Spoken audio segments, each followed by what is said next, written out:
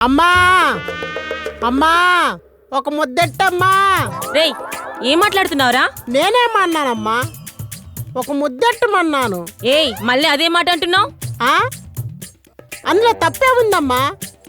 ఒక ముద్దే కదా అడిగింది, పెట్టొచ్చు కదా. చంపేస్తా నిన్ను. అదేంటి, మీ ఆయన అడిగితే పెట్టవా? మా ఆయన కాబట్టి పెడతా. మీ పిల్లలు అడిగితే పెట్టవా? నా కడుపుని పుట్టారు కాబట్టి పెడతా. పోనీ మీ బంధువులు అడిగితే పెట్టవా? రేయ్, బంధువులకి ఎందుకురా పెడతాను? ఎందుకెట్టరు? ఆకలైన ప్రతి ఒక్కడు అడుగుతాడు. ఆకలైన ప్రతి ఒక్కరా? రేయ్, నువ్వు అడిగింది అన్నం ముద్దా? ఆ, ఆ. సరే, మా ఇంట్లో ఏం వండుకోలేదు, వెళ్ళు. అయ్యో, ఎందుకు? ఒంట్లో బాలేదు.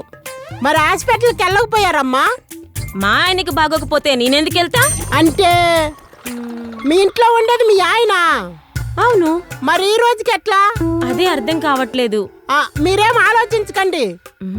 ఈ రోజు 2 ఇల్లు ఎక్కువైనా తిరిగి సరే కొంచెం అడక్కొచ్చి మీకు ముద్దెడతా. రేయ్, మళ్ళీ అదే మాట అంటున్నావు.